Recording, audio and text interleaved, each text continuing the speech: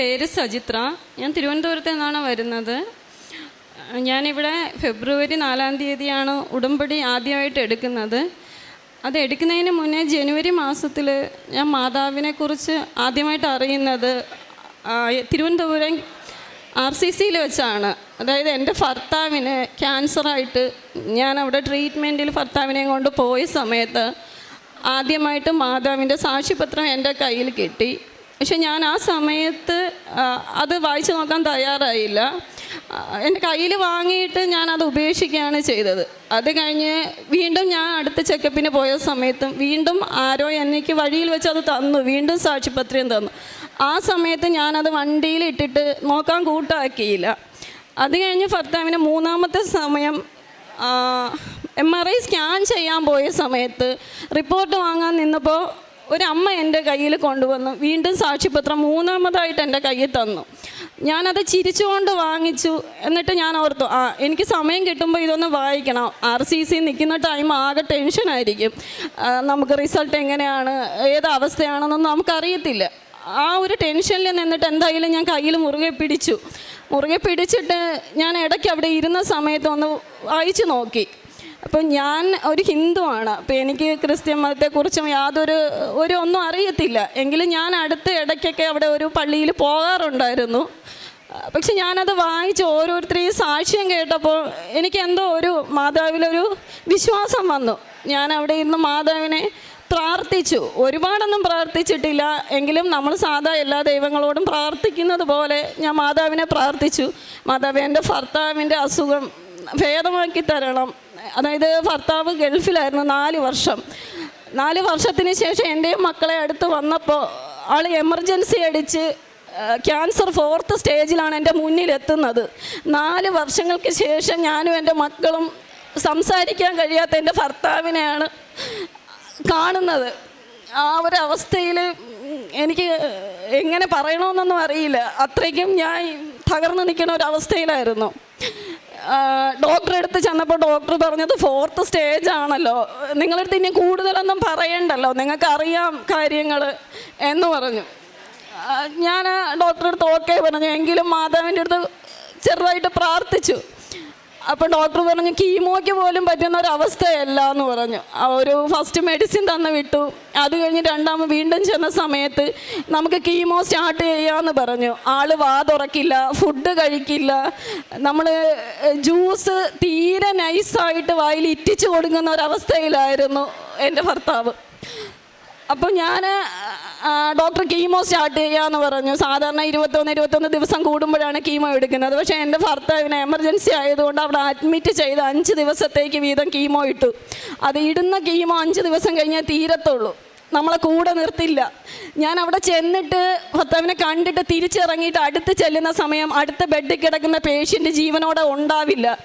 ആ അവസ്ഥയൊന്നും എനിക്കറിയില്ല. അപ്പോൾ ഭർത്താവിൻ്റെ അടുത്ത് ഞാൻ ചോദിക്കും, അപ്പുറത്തെ ബെഡിൽ കിടന്ന പേഷ്യൻ്റ് അത് മരിച്ചുപോയി എന്ന്. അപ്പം ഞാൻ ഓരോ തവണയും തിരിച്ചിറങ്ങുമ്പോൾ അടുത്ത് ഞാൻ ചെല്ലുമ്പോൾ എനിക്ക് ജീവനോടെ കാണാൻ കഴിയുമോയെന്നൊരു ഉറപ്പുമില്ലാതെയാണ് ഞാൻ ചെല്ലുന്നത്.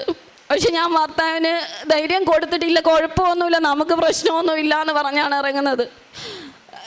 കീമോ കഴിഞ്ഞു. ഒരു തവണ കീമോ 5 ദിവസം ഇട്ടു. അത് കഴിഞ്ഞ് വീണ്ടും 1 മാസം കഴിഞ്ഞപ്പോൾ 2ാമത്തെ കീമോയും വീണ്ടും 5 ദിവസം ഇട്ടു. മാതാവിനെ ഞാൻ പ്രാർത്ഥിക്കുന്നുണ്ടെന്ന് പറയാം. പക്ഷേ ഞാൻ ഇപ്പോൾ ഈ സന്നിധിയിൽ നിന്നുകൊണ്ട് പറയാം, ഞാൻ ഒരുപാടൊന്നും ആ സമയത്ത് പ്രാർത്ഥിച്ചിരുന്നില്ല. ഞാൻ വീണ്ടും കീമോ കഴിഞ്ഞ് ഡോക്ടറെ കണ്ടപ്പോൾ ഡോക്ടർ പറഞ്ഞു ആളിന് വാ തുറക്കാൻ പറ്റുന്നുണ്ട്, ചെറുതായിട്ട് അത് മുറിവ് ഉണങ്ങിയ പോലെ തോന്നുന്നുണ്ട്, നമുക്ക് സർജറിക്ക് നോക്കാമെന്ന് പറഞ്ഞു. ഒന്നും ചെയ്യാൻ കഴിയില്ല എന്ന് പറഞ്ഞ ഡോക്ടർ സർജറി ചെയ്യാമെന്ന് പറഞ്ഞപ്പോൾ തന്നെ ഞാൻ ഒരുപാട് മാതാവിനെ വിളിച്ച് പ്രാർത്ഥിച്ചു. എനിക്ക് വേറെ ആരെയും ആ സമയത്ത് വിളിക്കാൻ പറ്റിയില്ല. മാതാവിനെ വിളിച്ച് പ്രാർത്ഥിച്ചു. ആലപ്പുഴയാണ്, ഞാൻ തിരുവനന്തപുരമാണ്. ഞാൻ ആലപ്പുഴയോട്ട് വന്നിട്ട് കൂടിയില്ല. എനിക്കിവിടെ വന്ന് മാതാവിനെ കാണാൻ കഴിയുമെന്നോ ഇവിടെ നിൽക്കാൻ കഴിയുമെന്നോ ഉടമ്പടി എടുക്കാൻ കഴിയുമെന്നോ ഒന്നും എനിക്കറിയില്ല. ഉടമ്പടി എന്താണെന്ന് പോലും എനിക്കറിയില്ല. ഞാൻ അങ്ങനെ ഇരുന്നു. ജനുവരി 16-ന് സർജറിക്ക് ഡേറ്റ് ഇട്ടു. ഞാൻ ജനുവരി 13 അവിടെ അഡ്മിറ്റായി. നമ്മൾ പേഷ്യൻറ്റിൻ്റെ കൂടെ നമ്മളെ നിർത്തത്തില്ല, നമ്മളെ പുറത്ത് വെയിറ്റ് ചെയ്യണം. ആ ഇരിക്കുന്ന അവസ്ഥയിൽ എൻ്റെ ഒപ്പം തന്നെ എൻ്റെ അതേ പ്രായത്തിലുള്ള വേറൊരു കുട്ടിയും ഉണ്ടായിരുന്നു. ഞങ്ങൾ 2 പേരും കൂടെ സംസാരിക്കുന്ന കൂട്ടത്തിൽ മാതാവിനെ കുറിച്ച് ഞാൻ പറഞ്ഞു, ഞാൻ മാതാവിനെ പ്രാർത്ഥിക്കാറുണ്ടെന്ന്. അവളൊരു ക്രിസ്ത്യാനിയായിരുന്നു. അവളെ എനിക്ക് പെട്ടെന്ന് ബാഗിൽ നിന്ന് ഒരു മാതാവിൻ്റെ കാശ് രൂപ എടുത്ത് എൻ്റെ കയ്യിൽ തന്നിട്ട് പറഞ്ഞു, നിനക്ക് മാതാവിൽ വിശ്വാസമുണ്ടെങ്കിൽ നീ ഇത് മുറുകെ പിടിച്ചോ, മാതാവ് നിന്നെ കൈവിടില്ല എന്ന് പറഞ്ഞു. ഞാൻ ആ മാതാവിനെ കയ്യിൽ പിടിച്ചുകൊണ്ട് ഭർത്താവിനെ അടുത്ത് കാണാൻ പോയി. ഭർത്താവിന് അടുത്ത ദിവസം സർജറിയാണ്. ഞാൻ മാതാവിനോട് പ്രാർത്ഥിക്കാൻ ഭർത്താവിനോട് പറഞ്ഞു. പിറ്റേ ദിവസം സർജറിക്ക് കയറ്റി. ഡോക്ടർ സർജറിക്ക് കയറ്റുമ്പോൾ എൻ്റെ അടുത്ത് പറയുന്നത്, നമുക്കത് സർജറി ചെയ്യുന്ന സമയത്തെ എന്തൊക്കെയാണ് സർജറിയിൽ നഷ്ടപ്പെടാൻ പോകുന്ന അവയവങ്ങളെന്ന് അറിയാൻ പറ്റൂ, നമുക്കിപ്പോൾ ഒന്നും പറയാൻ പറ്റില്ല എന്ന്. ഞാൻ പറഞ്ഞു, ശരി ഡോക്ടർ, സർജറി എന്തായാലും ചെയ്യൂ എന്ന് പറഞ്ഞു. സർജറി കഴിഞ്ഞപ്പോൾ എൻ്റെ ഭർത്താവിൻ്റെ നാക്ക് പൂർണ്ണമായും എടുത്ത അവസ്ഥയിലാണ്. എൻ്റെ ഭർത്താവിൻ്റെ തൈറോയിഡ് ഗ്രന്ഥി രണ്ടും കട്ട് ചെയ്തു. ഒരു സൈഡിലെ മോൾ വരിയിലെയും താഴെ വരിയിലെ 5 പല്ല് കട്ട് ചെയ്തു. എനിക്ക് മാതാവ് മാത്രമേ അപ്പോൾ എൻ്റെ ഒപ്പം ഉണ്ടായിരുന്നുള്ളൂ. സത്യം പറഞ്ഞാൽ ഞാൻ ഒറ്റയ്ക്ക് ഇതെല്ലാം എനിക്കറിയില്ല. എനിക്ക് 3 കുട്ടികളുണ്ട്, എനിക്ക് ആരും ആശ്രയത്തിനില്ല. പക്ഷെ എൻ്റെ മാതാവ് മാത്രമേ എനിക്ക് ആ സമയം എൻ്റെ ഒപ്പം ഉണ്ടായിരുന്നുള്ളൂ. ഞാൻ പിടിച്ചു നിന്നു. അത് കഴിഞ്ഞ് അടുത്ത ദിവസം എൻ്റെ അമ്മയ്ക്ക് കാലുവേദനയും ഉണ്ടായിരുന്നു. അമ്മ ഡോക്ടറെ കാണാൻ പോയ സമയത്ത് അമ്മയുടെ കാല് പ്ലാസ്റ്റർ ഇട്ടു. അമ്മയും പിറ്റേ ദിവസം ഫെബ്രുവരി 17-ാം തീയതി പ്ലാസ്റ്റർ ഇട്ട് എൻ്റെ വീട്ടിൽ കൊണ്ടുവന്നിട്ടേക്കുന്നു. ഞാൻ ഹോസ്പിറ്റലിൽ സർജറി കഴിഞ്ഞ ഭർത്താവിൻ്റെ അടുത്ത് എൻ്റെ മകളെ അമ്മയും കൊണ്ട് നോക്കുന്നു. എനിക്കറിയില്ല എന്ത് ചെയ്യണം. ഇവർ 2 പേരെയും കൂടി എനിക്ക് ഒന്നും ചെയ്യണമെന്ന് അറിയാത്ത ഒരവസ്ഥ. ഭർത്താവിൻ്റെ സർജറി കഴിഞ്ഞ് ഞാൻ വീട്ടിൽ പോയി. ഒരു റൂമിൽ അമ്മ കാല് പ്ലാസ്റ്റർ ഇട്ട് കിടക്കുന്നു, അടുത്ത റൂമിൽ ഭർത്താവ് സർജറി കഴിഞ്ഞ് കിടക്കുന്നു. ഞാൻ മാതാവിനെ വിളിച്ച് പ്രാർത്ഥിച്ചുകൊണ്ടിരുന്നു. അപ്പം ഞാൻ മാതാവിൻ്റെ അടുത്ത് പ്രാർത്ഥിച്ചിരുന്നു. നാക്ക് പോയി, ആൾ സംസാരിക്കുമെന്ന് ഒരു ഉറപ്പുമില്ല. നാക്ക് പോയ ആളിൻ്റെ അവസ്ഥ എന്താണെന്ന് എനിക്കറിയില്ല. പക്ഷേ മാതാവേ, എനിക്ക് എൻ്റെ ഭർത്താവ് സംസാരിച്ച് കേൾക്കാൻ കഴിഞ്ഞാൽ ഏത് ലോകത്താണ് മാതാവ് ഇരിക്കുന്നതെങ്കിലും ഞാൻ ആ സമയം മാതാവിൻ്റെ മുന്നിൽ എത്തിയേക്കാമെന്ന് ഞാൻ പറഞ്ഞിരുന്നു. സർജറി കഴിഞ്ഞ് ഒരാഴ്ച കഴിയും മുന്നേ എൻ്റെ ഭർത്താവ് നാക്കില്ലെങ്കിൽ കൂടി എൻ്റെ അടുത്ത് ചെറുതായിട്ട് സംസാരിച്ചു. എനിക്ക് അത്ഭുതം തന്നെയായിരുന്നു. ഞാൻ അതിൻ്റെ അടുത്ത ദിവസം എനിക്കറിയില്ല, എനിക്ക് തേടി പിടിച്ച് ഞാനിവിടെ വന്നു. ഇവിടെ വന്ന സമയം ഉടമ്പടിയെക്കുറിച്ച് എനിക്ക് ഒന്നും അറിയില്ല. ഞാൻ ഇവിടെ വന്ന് എല്ലാവരോടും ചോദിച്ചു എങ്ങനെയാണ് ഉടമ്പടി എടുക്കണേന്ന് പറഞ്ഞു. അപ്പോൾ രാവിലത്തെ സമയം കഴിഞ്ഞു, 2 മണിക്കേ ഉടമ്പടി എടുക്കാൻ പറ്റുള്ളൂ. ഞാൻ കയറി. എനിക്ക് തിരിച്ച് തിരുവനന്തപുരത്ത് പോകണം. പക്ഷേ എനിക്ക് അതൊന്നും പ്രശ്നമായിരുന്നില്ല. ഞാൻ 2 മണിയുടെ ഉടമ്പടി കയറി. വീട്ടിൽ എൻ്റെ കൊച്ചാണ് അച്ഛനെയും എൻ്റെ അമ്മയെയും നോക്കിക്കൊണ്ടിരിക്കുന്നത്. വേറെ വീട്ടിൽ ആരുമില്ല. ഞാനിവിടെ വന്ന് ഉടമ്പടി എടുത്ത് തിരിച്ചു ചെല്ലുമ്പോൾ എൻ്റെ അമ്മ ഈ കാല് പ്ലാസ്റ്റർ ഇട്ട സമയത്ത് മാനസികമായി തകർന്നു. കാരണം എനിക്ക് വേറെ ആരുമില്ല. എൻ്റെ ഭർത്താവ് ഈ അവസ്ഥയിലാണ്, അമ്മയും ഈ അവസ്ഥയിലായിപ്പോയി. അപ്പം ഞാനിതെല്ലാം കൂടി എങ്ങനെ മുമ്പോട്ട് പോകുമെന്ന് അമ്മയ്ക്ക് അറിയാത്തത് കൊണ്ട് അമ്മ മാനസികമായി തകർന്നിരുന്നു. അമ്മയ്ക്ക് ഉറക്കമില്ലാതെ ഉറക്ക ഗുളിക ഒരാഴ്ചയായിട്ട് കൊടുത്തുകൊണ്ടിരിക്കുന്ന അവസ്ഥയിലാണ് ഞാൻ ഇങ്ങോട്ട് വരുന്നത്. അമ്മയ്ക്ക് കാല് പ്ലാസ്റ്റർ ഇട്ടിട്ട് വേദന സഹിക്കാൻ പറ്റുന്നില്ല. ഡോക്ടർ പറഞ്ഞത് അമ്മയുടെ കാലിൻ്റെ 5 വിരൽ ദ്രവിച്ചു പോയിക്കൊണ്ടിരിക്കുകയാണ്. അമ്മ കുഞ്ഞിലെ കിണറ്റി വീണിട്ടുണ്ട്. ആ സമയത്ത് സംഭവിച്ച ക്ഷതത്തിൻ്റെ ഫലമായി പ്രായം ചെന്നപ്പോൾ ഈ ദ്രവിച്ചു പോവുകയാണ്. ഇനി സർജറി ഒന്നും ചെയ്യാൻ പറ്റില്ല എന്ന്. അമ്മ സൂയിസൈഡ് ചെയ്യുമെന്നുള്ളൊരവസ്ഥയിലാണ്. സൈക്കാട്രി ഡോക്ടർ പറഞ്ഞ് നമുക്ക് അഡ്മിറ്റ് ചെയ്യാൻ. ഞാൻ പറഞ്ഞു പറ്റില്ല, എനിക്ക് വീട്ടിൽ ആരുമില്ല, എനിക്ക് അമ്മയെ നോക്കാൻ വീട് വന്ന് നിൽക്കാൻ പറ്റില്ല, ഭർത്താവ് ഈ അവസ്ഥയിലാണ്. ഞാൻ തലേ ദിവസം ഉറക്കം ഗുളികയും കൊടുത്തിട്ട് ഞാൻ ഇവിടെ വന്ന് ഉടമ്പടി എടുത്തിട്ട് ഞാൻ രാത്രി 11 മണിക്ക് എൻ്റെ വീട്ടിൽ ചെല്ലുമ്പോൾ അമ്മ TV മുന്നിലിരിക്കുകയാണ്. അമ്മ ആ റൂമിൽ നിന്ന് 2 ആഴ്ചയായിട്ട് പുറത്തിറക്കാത്ത അമ്മ കാല് ബ്ലാസ്റ്റർ ഇട്ട് ആ കാലും കൊണ്ട് TV മുന്നിലിരിക്കുകയാണ്. ഞാൻ പറഞ്ഞു 11:30 ഗുളിക തരാം, കിടന്നുറങ്ങണ്ടേ, എനിക്കിനി ഗുളിക വേണ്ട. ഞാൻ ചോദിച്ചു കാര്യം എന്ത്? അതെന്തോ എനിക്കിപ്പോൾ കുഴപ്പമൊന്നുമില്ല, വേദന മാറി, ഉറങ്ങാനൊക്കെ പറ്റും, ഞാൻ കുറച്ച് കഴിഞ്ഞിട്ട് ഉറങ്ങിക്കോളാം. ഞാൻ മാതാവിന് ഇവിടെ 6 മണിക്ക് സാക്ഷ്യം ഉടമ്പടി എടുത്ത് സത്യം ചെയ്ത് കഴിഞ്ഞപ്പോൾ എൻ്റെ മാതാവ് എൻ്റെ അമ്മയുടെ അടുത്തെത്തി. എനിക്കത് ഉറപ്പായിട്ടും ഞാൻ വീട്ടിൽ ചെന്നപ്പോൾ അതെനിക്ക് കാണാൻ കഴിഞ്ഞതാണ്. എൻ്റെ അമ്മ ഇതുവരെ പിന്നെ ഉറക്കഗുളിക കഴിച്ചിട്ടില്ല. എൻ്റെ അമ്മയുടെ അമ്മയ്ക്ക് ഒരിക്കലും നടക്കാൻ കഴിയുമെന്ന് വിചാരിച്ചില്ല. ഇതാണ് എൻ്റെ അമ്മ. അമ്മയും കൊണ്ട് ഞാൻ മുമ്പ് ഒരു തവണ ഇവിടെ വന്നിരുന്നു. അമ്മയും കൊണ്ട് ബസ്സിൽ കയറി ഞാൻ ആ കാലും വെച്ച് ഞാൻ ഇവിടെ വന്നു. അമ്മ ഇതുവരെ പിന്നെ ഡോക്ടറെ കണ്ടിട്ടില്ല. അമ്മ ഉറക്കഗുളിക കഴിച്ചിട്ടില്ല. ഞാൻ മാതാവിൽ വിശ്വസിക്കുന്നു. എൻ്റെ മാതാവ് എൻ്റെ ഒപ്പമുണ്ട്, എൻ്റെ കുടുംബത്തോടൊപ്പം ഉണ്ട്. ഞാൻ ഉറച്ച് വിശ്വസിക്കുന്നു. എൻ്റെ ഭർത്താവിൻ്റെ സർജറി കഴിഞ്ഞു, സംസാരിച്ചു. അടുത്ത ഡോക്ടർ പറഞ്ഞു നമുക്ക് റേഡിയേഷൻ സ്റ്റാർട്ട് ചെയ്യാമെന്ന് പറഞ്ഞു. റേഡിയേഷൻ തുടങ്ങി. 30 റേഡിയേഷൻ. ഭയങ്കര ഒരവസ്ഥയാണ്. ഡെയിലി കൊണ്ടുപോയി റേഡിയേഷൻ എടുക്കുക. കഴുത്ത് ഫുള്ളും പൊട്ടി, മുറിവായി, കാണാൻ പറ്റില്ല. ആളിന് സ്വയം മരിച്ചു പോയാൽ മതി എന്ന് തോന്നിയ നിമിഷങ്ങളായിരുന്നു. എനിക്കിനി ഒന്നിനും കഴിയില്ല, ഞാനങ്ങ് മരിച്ചു പോട്ടെ എന്ന്. ആ സമയത്തെല്ലാം ഞാൻ മാതാവിനെ പ്രാർത്ഥിച്ചുകൊണ്ടേയിരുന്നു. രാവിലെ 5:30 എഴുന്നേറ്റ് ഞാൻ മാതാവിൻ്റെ മുന്നിൽ മുട്ടുകുത്തി പ്രാർത്ഥിച്ചു, അമ്മ എനിക്കാരുമില്ല, അമ്മയല്ലാതെ എനിക്ക് ആരുമില്ല, എനിക്ക് ഒന്നും കഴിയുന്നില്ല, ജോലിക്ക് പോകാൻ പറ്റുന്നില്ല, എനിക്ക് മറ്റാരുമില്ല, അമ്മ എനിക്ക് ശക്തി തരണം.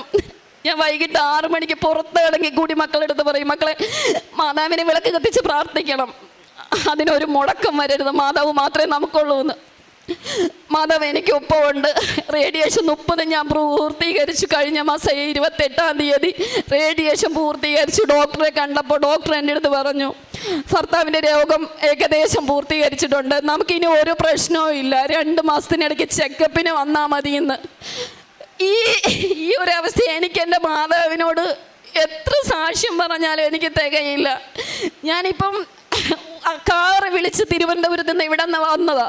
എനിക്കറിയില്ല, കാറിന് വണ്ടിക്കൂലി കൊടുക്കാൻ പോലും എനിക്ക് പറ്റുന്ന ഒരവസ്ഥയിലല്ല. അത്രയും സാമ്പത്തികമായിട്ട് ബുദ്ധിമുട്ടി കഴിയുന്ന ഒരു വ്യക്തിയാണ്. പക്ഷേ എത്ര വില കൊടുത്തും ഈ സാക്ഷ്യം എനിക്ക് മാതാവിൻ്റെ മുന്നിൽ പറയാൻ കഴിഞ്ഞില്ലെങ്കിൽ എനിക്കത് പറ്റില്ല. കാരണം എപ്പോഴും നമ്മുടെ ഒപ്പം മാതാവുണ്ട്. ഞാനത് ഉറച്ച് വിശ്വസിക്കുന്നു. ഞാൻ ഏത് വഴിക്ക് പോയാലും എൻ്റെ മാതാവിനെ കൂട്ടുപിടിച്ചിട്ടാണ് പോകുന്നത്. എൻ്റെ കുടുംബത്തോടൊപ്പം മാതാവ് എപ്പോഴും ഉണ്ടെന്ന് ഞാൻ ഉറച്ച് വിശ്വസിക്കുന്നു. പിന്നെ കാരുണ്യ പ്രവൃത്തിയായിട്ട് ഞാൻ RCC കിടന്ന സമയത്ത് ഒരു നേരത്തെ ഫുഡിന് വേണ്ടിയിട്ട് ഞാൻ അവിടെ ഒരുപാട് കഷ്ടപ്പെട്ടു. അവിടെ 1 മാസം 2 മാസമൊക്കെ കിടക്കുന്നവർക്ക് എല്ലാ ദിവസവും ആഹാരം വാങ്ങിച്ച് കഴിക്കാൻ കാശുണ്ടാവില്ല. ആരെങ്കിലും കൊണ്ട് തരുന്നത് കാത്ത് നമ്മൾ ആ വഴിവക്കിൽ നിൽക്കും. ആരെങ്കിലും പൊതിയും കൊണ്ട് വരുമ്പോൾ നമ്മളത് കൈനീട്ടി ഓടിച്ചെന്ന് വാങ്ങിക്കും. ഇത് വാങ്ങിച്ചായിരിക്കും നമ്മൾ കഴിക്കുന്നത്. എനിക്കറിയാം, ഞായറാഴ്ച ദിവസം അവിടെ ക്യാൻറ്റീനും ഇല്ല. ഞായറാഴ്ച ദിവസം ഞങ്ങൾക്ക് ആഹാരത്തിന് ഒരുപാട് ബുദ്ധിമുട്ടാണ്. ഞാൻ എൻ്റെ ഭർത്താവിനെയും കൊണ്ട് വന്നതിന് ശേഷം എല്ലാ ഞായറാഴ്ചയും രാവിലെ എന്നാൽ കഴിയുന്ന 25 പേർക്കെങ്കിലും എനിക്ക് ഇല്ല, തീരെയില്ല, എൻ്റെ മക്കൾക്ക് ആഹാരം കൊടുക്കാൻ പോലും ഇല്ലെങ്കിൽ കൂടിയും എന്നാൽ കഴിയുന്നത് ഞാൻ രാവിലെ 5 മണിക്ക് എഴുന്നേറ്റ് ഉണ്ടാക്കി, എൻ്റെ കൈ കൊണ്ടുണ്ടാക്കി ഞാൻ ഒരു 7 മണിയാവുമ്പോൾ ഞാൻ അവിടെ കൊണ്ട് 25 പേരുടെ കയ്യിലെങ്കിലും അത് കൊടുക്കും. എനിക്കത് കൊടുത്തിട്ട് ഓരോ ആളിൻ്റെ മനസ്സിൽ കാണുന്ന സന്തോഷം കിട്ടുമ്പോൾ, മാതാവിന് വേണ്ടി നമ്മൾ എന്ത് ചെയ്താലും നമുക്കതൊന്നും ആവില്ല. പക്ഷേ എനിക്ക് അത്രയെങ്കിലും മാതാവിന് വേണ്ടി ചെയ്യാൻ അത്രേ പറ്റുള്ളൂ. എനിക്ക് ഒരുപാട് ചെയ്യണമെന്ന് ആഗ്രഹമുണ്ട്. ഈ സാക്ഷ്യം പറയാൻ വേണ്ടിയാണ് ഞാൻ ഇവിടെ വന്നത്. ഇവിടെ ഇരിക്കുന്ന എല്ലാവരും വിശ്വസിക്കണം, മാതാവ് നമുക്കൊപ്പം ഉണ്ട്. എനിക്ക് ഒരു 8 മാസം മുന്നേ എൻ്റെ കൂട്ടുകാരൊക്കെ പറഞ്ഞു, ആളിൻ്റെ അവസാനത്തെ ആഗ്രഹം സാധിച്ചു കൊടുക്ക് നീ എന്ന് പറഞ്ഞ ആളിനെ കൂട്ടുപിടിച്ച് ഞാനിവിടെ നിൽക്കുന്നു. ഒരിക്കലും മാതാവ് കൈവിടില്ല. ഉറപ്പായും നമ്മളൊപ്പം മാതാവ് ഉണ്ടാവും. നമുക്ക് കരങ്ങളടിച്ച് ദൈവത്തിൻ്റെ നാമത്തിന് മഹത്വപ്പെടുത്താം. ഈ ഒരു സാക്ഷ്യം വളരെ വ്യക്തമായിട്ടും കൃത്യമായിട്ടും പറഞ്ഞു. ഇപ്പം തൻ്റെ ജീവിത പങ്കാളിയുടെ അമ്മയുടെയും സാക്ഷ്യമാണ്. അപ്പം ഈ കാനായിലെ കല്യാണ വിരുന്നിൽ അമ്മ ഒരു ക്രിട്ടിക്കലായിട്ടുള്ള സാഹചര്യത്തിൽ ഇടപെട്ടു എന്നുള്ളൊരു വിശ്വാസത്തിൻ്റെ അടിസ്ഥാനത്തിലാണ് ഉടമ്പടിയുടെ ഏറ്റവും ബേസ് ഉള്ളത്. നമ്മുടെ ഏതൊരു സാഹചര്യത്തിലും മാതാവിന് ഇങ്ങനെ ഒരു വ്യക്തിയുടെ ജീവിതത്തിൽ ചെല്ലുവാനായിട്ടുള്ളൊരു ദൈവ അധികാരം അത് സ്വർഗീയ പിതാവ് നൽകിയിട്ടുണ്ട്. നമ്മൾ നന്മ നിറഞ്ഞ മറിയുമെന്ന് പ്രാർത്ഥന ചൊല്ലുമ്പം നമ്മൾ അവസാനം പ്രാർത്ഥന, എൻ്റെ മരണസമയത്തും ഞങ്ങൾക്ക് വേണ്ടി അപേക്ഷിക്കണം. അത് മരണസമയമാണെങ്കിലും ഏത് സമയമാണെങ്കിലും മാതാവിന് നൽകപ്പെട്ടിട്ടുള്ളൊരു അധികാരമുണ്ട്. ഒരു പക്ഷേ ഉടമ്പടിയിലേക്ക് വന്നതിന് ശേഷം നമ്മൾ ഈ സാക്ഷ്യങ്ങളൊക്കെ ഇങ്ങനെ പരിശോധിക്കുമ്പം, നമ്മളത് അഡ്രസ്സ് ചെയ്ത് പ്രാർത്ഥിക്കുമ്പോൾ മാതാവ് ഇത് ഓണർ ചെയ്യുന്നുണ്ടെന്നത്. അതിപ്പോൾ ഈ ഒരു സാക്ഷ്യമൊന്നുമല്ല, ഒരുപാട് പേര് ഇപ്പോൾ നേരത്തെ വന്ന കുഞ്ഞും വെൻറ്റിലേറ്ററിലായിരുന്ന ചെറുക്കനാണ്. അപ്പോൾ അവരെയൊക്കെ ഈ മാതാവ് ഇങ്ങനെ പിടിച്ച് ഉയർത്തി ജീവിതത്തിലേക്ക് തിരികെ കൊണ്ടുവരുമ്പോൾ അമ്മ ഈ ലോകത്തിനോട് പറയാൻ ആഗ്രഹിക്കുന്നത് ദൈവം നൽകിയിട്ടുള്ള ഈ ഒരു അധികാരത്തിനെക്കുറിച്ച് ലോകത്തിന് മുമ്പിൽ വീണ്ടും ഓരോരോ ദിവസവും ഓരോരോ സാക്ഷ്യത്തിലൂടെ പ്രഖ്യാപിക്കുകയാണ്. ഇപ്പോൾ രണ്ടാമത്തേത്, ഈ ഒരു സഹോദരി ഉടമ്പടി എടുത്തിട്ട് അത് വായിച്ചെടുക്കണത്, ഉടമ്പടി എടുത്തിട്ട് അത് അവിടെ ചെന്നപ്പോൾ ഉടമ്പടിയിലെ പ്രേക്ഷിത പ്രവർത്തനത്തിൻ്റെ ഭാഗമായിട്ട് ആരോ ഒരു 2-3 പേര് ഉടമ്പടിയുടെ പത്രം, അത് ഉടമ്പടി പത്രം നമ്മുടെ കൃപാസനത്തിലെ പത്രം കൊടുത്ത് പിന്നീട് ആ പത്രത്തിന് വായിച്ച് അതിൻ്റെ ഒരു ബോധ്യത്തിലാണ് ഇങ്ങോട്ട് വരുന്നത്. അതുകൊണ്ടാണ് ഒരു പക്ഷേ നിങ്ങൾ വിശ്വസിച്ചാലും ഇല്ലെങ്കിലും ഇവിടെ വന്നിട്ടുള്ള ഏറ്റവും വലിയ ദൈവാനുഭവങ്ങളുടെ എല്ലാ ആരംഭം ഇതുപോലെ ആരെങ്കിലും കൊടുത്തൊരു പത്രത്തിൽ നിന്നോ ചുരുട്ടി എറിഞ്ഞ പത്രത്തിൽ നിന്നൊക്കെ. അപ്പം ചിലപ്പോൾ അതിൽ നിന്ന് ഒരാൾക്കോ 2 പേർക്കോ ഒക്കെ ആയിരിക്കും. പക്ഷേ നമ്മൾ ചെയ്യുന്ന ഈ പ്രേക്ഷിത പ്രവർത്തനം അന്ന് ആരോട് കൊടുത്തൊരു കാരണം ഇന്ന് ഈ സാക്ഷ്യം വരെ നീളുന്ന ഒരു ജീവിതത്തിന് കാരണമായിട്ടുണ്ടെങ്കിൽ ഇതിൻ്റെ കൂടെ ദൈവം കൂടെ നിൽക്കുന്നുണ്ടെന്നുള്ള കാര്യത്തിൽ ഒരു സംശയമില്ല. രണ്ടാമത്തെ, ഇവിടെ ഒന്ന് ഉടമ്പടി എടുത്തിട്ട് തിരികെ ചെല്ലുമ്പോഴാണ് ഒരു കുടുംബത്തിലെ 2 പേരും ഒരു സമയത്ത് രോഗികളാകുന്നൊക്കെ പറയണത് അത് ഒരു സാഹചര്യത്തിൽ കടന്നു പോകുന്നവർക്ക് അപ്പോൾ ചെല്ലുമ്പോൾ അമ്മയിൽ കാണുന്ന വ്യത്യാസമാണ് ആദ്യത്തെ ദൈവാനുഭവമായിട്ട് ഇതിൽ പറയണത്. നമ്മൾ ഈ ബൈബിള് വായിക്കുമ്പം ഒരു രാജസേവകൻ്റെ ഭൃത്യം സുഖപ്പെട്ടതിനെക്കുറിച്ച് ബൈബിള് വായിക്കുന്നവർക്കറിയാം. അതിൻ്റെ ഒരു ലോജിക്ക് അവർ കണക്ട് ചെയ്യണത് കർത്താവ് പറഞ്ഞ സമയവും സൗഖ്യപ്പെട്ട സമയം. ഇപ്പം ഇദ്ദേഹം ഇവിടെ പറയണത് ഇവിടെ ഉടമ്പടി എടുത്ത സമയവും അമ്മ അവിടെ മാറ്റും. അപ്പോൾ ഇങ്ങനെ വിശ്വസിക്കുന്നവർക്ക്, പ്രാർത്ഥനയോട് ചേർന്ന് നിൽക്കുന്നവർക്കൊക്കെയും വളരെ ബോധ്യത്തോടു കൂടി മാതാവ് താൻ ശക്തിയുള്ളതാണ് എന്നും എന്നെ വിളിച്ച് പ്രാർത്ഥിച്ച നിൻ്റെ കൂടെ ഞാൻ സാമീപ്യം നൽകുമെന്നും തെളിയിക്കുന്ന സാക്ഷ്യങ്ങൾ അനവധി ഇവിടെ ഈ ആൾക്കാരെ പറയാൻ ദൈവം ഇടവരുത്തിയിട്ടുണ്ട്. പിന്നെ എന്തുകൊണ്ടാണ് എല്ലാവരും ഇങ്ങോട്ട് വരണം അല്ലെങ്കിൽ ഇങ്ങോട്ട് കൃപാസനത്തിൽ വന്നാൽ അങ്ങനെയല്ല. ഇവിടുത്തെ പ്രത്യേകത ഇവിടെ ഒരു മാതാവിൻ്റെ രൂപമുള്ളതല്ല എന്നുള്ളതാണ്. ഇവിടുത്തെ പ്രത്യേകത അമ്മ ഈ ആലയത്തിൽ ജീവനോടെ പ്രത്യക്ഷപ്പെട്ടിട്ടുണ്ടെങ്കിൽ ഈ ആലയത്തിൽ നിന്ന് വരുന്ന ഉടമ്പടിക്ക് ഒരു ശക്തിയും ബലവും ഉണ്ടാകണമെങ്കിൽ അത് ഉടമ്പടി എടുത്തവരുടെ ജീവിതത്തിൽ പ്രകടമാകണം. അല്ലെങ്കിൽ ഇവിടെ മാതാവിൻ്റെ രൂപം വെച്ചു അല്ലെങ്കിൽ ഇവിടെ ആൾ കൂടുന്നൊന്നുമല്ല. ഇവിടെ വരുന്നവർ ദൈവാനുഭവമായിട്ട് തിരികെ ഈ പടി ഇറങ്ങുമ്പോൾ ഇവിടെ കൂടുതൽ ആളുകൾ വരാനായിട്ട് അമ്മ ഇടവരും, കൂടുതൽ പേര് ക്രിസ്തുവിനെ അറിയും, കൂടുതൽ ഒരു മാതാവിനെക്കുറിച്ച് പഠിക്കും, കൂടുതൽ ഒരു അമ്മയുടെ പ്രത്യക്ഷീകരണത്തിന് വേണ്ടി പ്രാർത്ഥിക്കും. ഇപ്പോൾ ലക്ഷക്കണക്കിന് ആളുകൾ വിവിധ ഇടങ്ങളിൽ നിന്ന് വ്യത്യസ്തങ്ങളായ ദൂരങ്ങളിൽ നിന്ന് വരുന്നുണ്ട്. അപ്പോൾ മാതാവ് ഈ സ്ഥലത്തെ അല്ല, ഈ ഇടത്തിലുള്ള മാതാവിൻ്റെ സന്ദേശത്തെയും ശക്തിയെയും ലോകമെമ്പാടും ശക്തിയുള്ളതാണെന്ന് തെളിയിക്കുന്നത് കൊണ്ടാണ് ഒരുപാട് ദൂരങ്ങളിൽ നിന്ന് വരുന്നത്. അപ്പം പരിശുദ്ധ അമ്മ ഈ കുടുംബത്തിന് ലഭിച്ച ഈ അനുഭവങ്ങൾക്കും അപ്പം വിശ്വാസത്തിൻ്റെ അടയാളങ്ങളെല്ലാം പ്രതി നമുക്ക് നിറഞ്ഞ കരങ്ങളടിച്ച് ദൈവത്തിൻ്റെ നാമം മഹത്വപ്പെടുത്താം.